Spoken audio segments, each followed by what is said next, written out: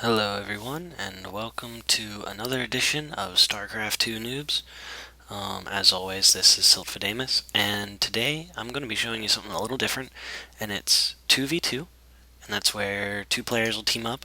I'm with my friend Crash Cash here, and play against two other players, in this case SCYND, sorry, and Cronugs. So, it's a really interesting game type, and in this one I'm going as my favorite Zerg, and my partner is going in as Terran versus Protoss and Protoss. So we actually foregoed scouting in this game because of the fact that we knew they were both Protoss, and we knew they were probably going for Proxy Pylon or Void Ray Rush, which I think we mentioned here in a second. So we had decided that I was going to go aggressive and he was going to go defensive. He was going to build up his base, and I was going to go with a Zerg Rush and see if I could wipe out a base or at least harass somebody long enough for me to get stuff off. So there's, yeah, a spawning pool built up back there. As always, building stuff in the back to avoid it getting scouted right away. Just going with the classic 10 pool here is my partner getting his wall in up, classic Terran opening. Yep, this guy went with the 10 gate, and this guy is yet to get his gate up. He went with very heavy eco, apparently. Still no assimilator, though. So, you know, as always, getting your overseas up. I get scouted, but I don't think he sees anything. Really? Yeah, I don't think they saw it. They didn't. So, that sucks for them. They think I haven't done anything except build stuff. Oh, are they in for a surprise? So, you know, that shows effective scouting. Just because you don't see anything doesn't necessarily mean there isn't anything there. He went with the engineering bay because, as we'd said earlier, we were going very defensive, and he was going to go with the missile turret, kind of heavy marine missile turret build here. Um, should we get my queen soon? Yep, and I got my zerglings. Um, so, I mean, like I said before, I'm going aggressive here, just rushing gonna rush pretty actually soon. It's only like a 12 Zerg rush here. Don't recommend that. Usually try and go, 20, 30 Zerglings before you do that, but, um, they were both Protoss and we wanted to try and shut one down. The quicker in a 2v2 game that you can make it 2 versus 1, the better. If it's 2 versus 1, even if this guy, builds up all his forces, he has to face 2 armies.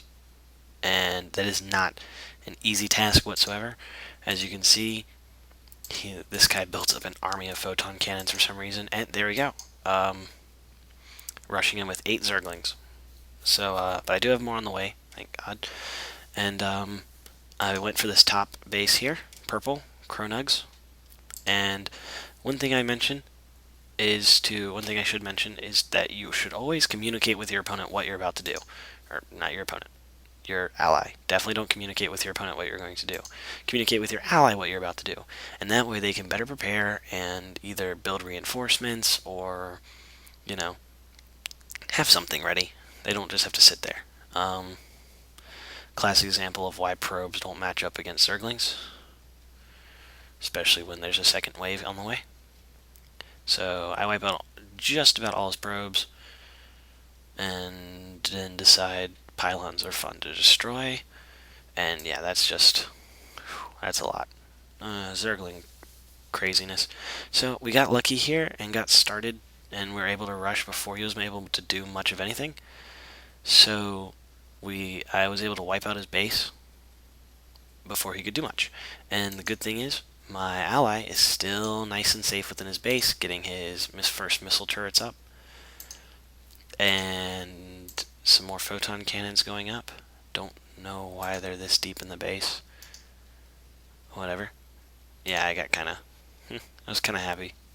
I don't like void rays, and this guy had a cybernetics core, so that means either 4-gate or an early void ray rush. So we took him out, or at least I should say I took him out. But one thing I do like about 2v2 is that I don't really like building up defenses, and I usually leave myself open, which is why I lose a lot of my 1v1 matches.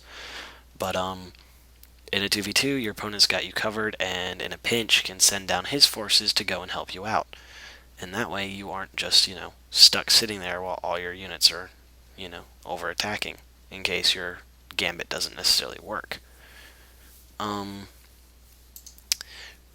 around this time, we both decide it wouldn't be a bad idea to go after our opponent, to the other opponent, I mean, and see if we can take him out. I felt we had pretty good numbers.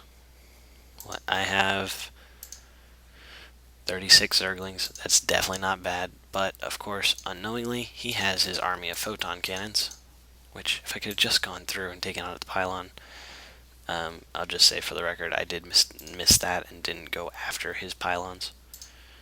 That's a bad mistake on my part and something you should always notice. Never, always micro, always be thinking. As we said before, there's the Stargates. Just as I said, this guy went with the Void Rays because they are that powerful, and he was going in there with a Reaper and a couple Marines, and we were like, yeah, we're gonna win right away. Oh my god.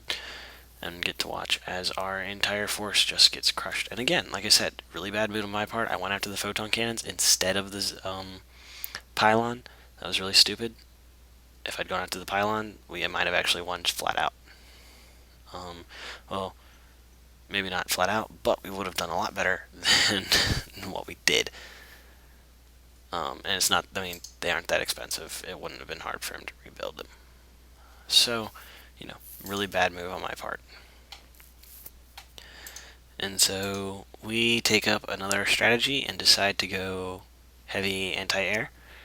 And as we'd already stated we would, and as you can see, my teammate has his missile turrets up.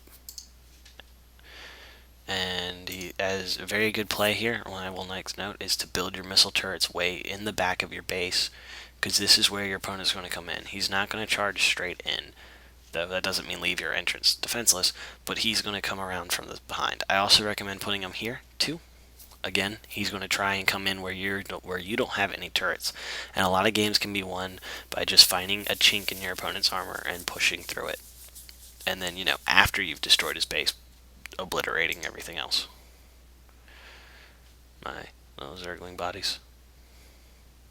Yeah, and that's when we notice he officially has his Void Rays, his first ones. And we were kind of not too happy to see that. I mean, I don't even have any anti-air stuff up yet. That's because I'm just now getting my lair up. I'm not the best macroer. I'm a much better microer. And, like I said, I'm not a great player. I'm still a noob, and I'm learning every day. So finally, get my lair up and going down to expand. Something I also do very late.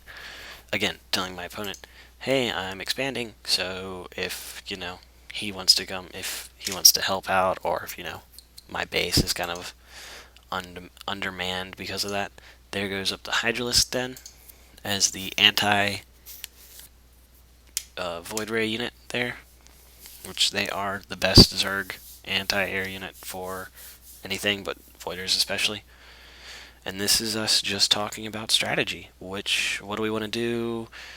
What should I do? What should he do? How we're going to go about it.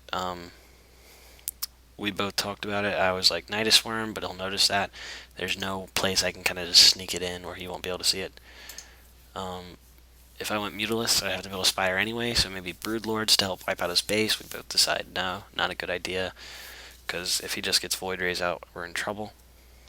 If for some reason my support dies. And then I was like, what about just plain old Corruptors? But I don't personally like Corruptors that much. I don't think they're as powerful as they should be. I really just